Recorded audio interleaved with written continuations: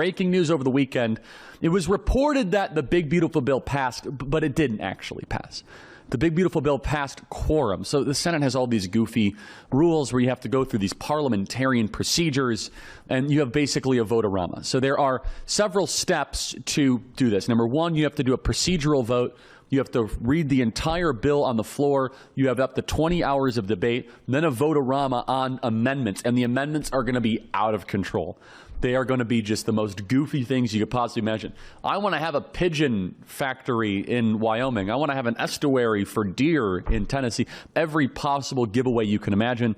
And then they return the bill to pass the House. Now, the House has to be agreeable to all this. This cloture vote is what gets highlighted a lot, because when a bill is getting filibustered, this is the vote it has to clear to not be filibustered. So this is the key. This is the fundamental vote, and it has passed a major hurdle. However, Elizabeth McDonough that we talked about last week, she was up to her games this last weekend. So here's the big, beautiful bill as it stands. So the remittance tax was 3%, which is a huge part of the big, beautiful bill, which taxes money from America to Mexico and puts a tax on basically illegal immigration. Now, some people will say, well, it weakens the U.S. dollar. That's a fair point. I think it's worth the cost to say that we are going to make a firm stand against the idea that you can come to this country, you can come here illegally, take money, and send it back to your home country. So the Senate has reduced the remittance tax from 3% to 1%.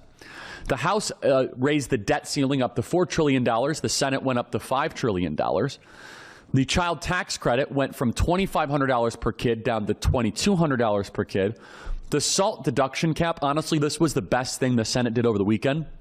I think SALT is a total scam, and SALT is basically a subsidy of blue states. SALT is state and local tax deductions. A lot of people from California and New York are going to be emailing us because they're big fans of SALT. SALT allows states that are dysfunctional with big pension funds, with unregulated teacher unions, to be able to have these proven failure of policies over periods of time continue. And so this went from a $40,000 permanent SALT deduction in the House to a $10,000 temporary SALT deduction. Now, whether or not we're still going to get Mike Lawler and the SALT caucus to vote for this in the House, that remains to be seen. The senior tax deduction went from $4,000 up to $6,000. Now, here are some of the things that were removed by the Senate parliamentarian. Some of this is goofy, but honestly, some of this is really important. The defunding of the Consumer Financial Protection Bureau removed from the parliamentarian. $1.4 billion in pay cuts to the Federal Reserve staff. How is that not budgetary? Can someone explain to me how that is not reconciliation, how that is not spending? What is she judging this based on out of? The elimination of the Office of Financial Research, she's keeping that. Notice I'm saying she's keeping as if she's some sort of office holder. That like she's in charge of the legislative agenda of President Trump. So she is literally calling these shots. Now the Senate can override them. I think they should entertain that. The acceleration of Medicaid provider tax cuts? Nope. The dissolution of Public Company Accounting Oversight Board? Nope. The Crenshaw Amendment, which is banning gender-affirming care under Medicaid, that is staying. The restrictions of non-citizens immigrant health care coverage. Now, I think that actually got figured out in some sort of wording, but a ban on illegals getting food stamps, that remains. A repeal of the EPA 2026 vehicle emissions is removed. Mandate for USPS to sell electric vehicles, that got removed. Removal of a silencer regulation under the NFA, that got removed. That one I can understand. That's hardly budgetary. An expansion of Pell Grants for short-term workforce, that got removed. But here are the major wins that got kept. And look, the parliamentarian, Elizabeth McDonough, she just went through and she took like a bat like this and she said, nope, nope, nope, nope, nope, nope, nope. And that is Elizabeth McDonough right there, who basically was just calling shots over this entire bill. The Senate can decide to overrule Elizabeth McDonough. Let me be clear. An unelected Senate staffer should not be mentioned on the Charlie Kirk Show, ever. That should be just a rule on national radio, on our program. We should not be spending time about Elizabeth McDonough. I bet she has great table manners. I bet she's very charitable. I bet she's a wonderful person. She's a Harry Reid appointee. She's helped Democrats. She's helped Republicans before, stopped down big legislation. But at this point, the fact that we are even talking about Elizabeth McDonough as if she's some sort of power source in the Senate, no one voted for her.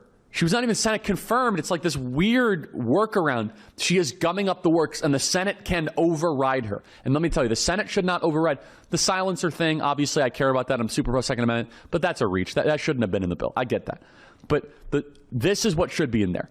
Ban food stamps for illegal immigrants? Yes. Override McDonough on banning SNAP benefits for undocumented immigrants, or they say undocumented, for illegals. That is worth the fight. If you want to talk about a place where it's willing to cast away Senate decorum, and we have Mark Wayne Mullen, I'm going to ask him this question directly, that when if we are giving food stamps to illegals, that is a great fight to pick to overrule the Senate parliamentarian. And so the components that are kept in the bill are also significant. We keep the Trump tax cuts, $2,200 per child tax cut.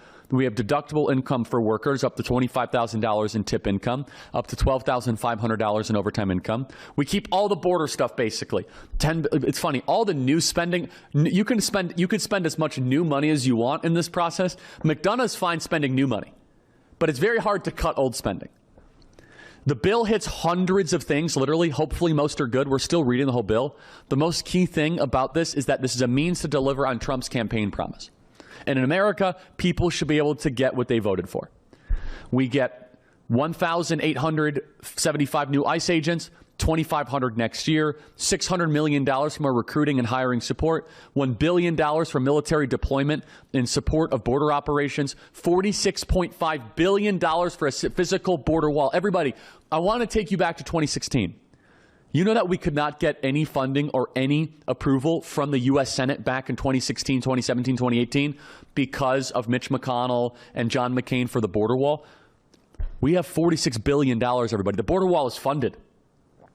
I know that we don't talk about build the wall much anymore because we have other problems because they're in the wall. The enemy is in the gates, where back in 2016 they were still outside the gates. The enemy has come into the gates the last couple of years under Joe Biden, but the wall is fully funded.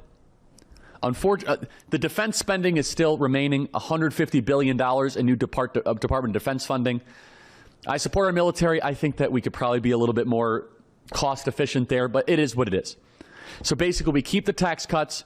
We keep no tax on tips. We kept no tax on tips, right, Danny? Kept no tax on tips, no tax on overtime, and we kept all the border stuff. That's a mandate bill. Now, we got to focus on this no food stamps for illegals, and they're working on the Medicaid stuff. The food stamps for illegals is worth overturning McDonough. We should not talk about Elizabeth McDonough on the show. No one should know who she is. She should just be a silent actor. She's a staffer. I have confidence they're going to figure this out. But the fact that we cannot restrict food stamp benefits for illegals because some technocrat Senate staffer says no, I don't know what form of government that is, but that's not a democracy. That's not a republic. Remember, she has exactly as much power as the Senate gives her. So they can change any rule by majority of vote, and I think it's time to override Elizabeth McDonough on that provision in particular. For full shows, live and on demand, it's Salem News Channel.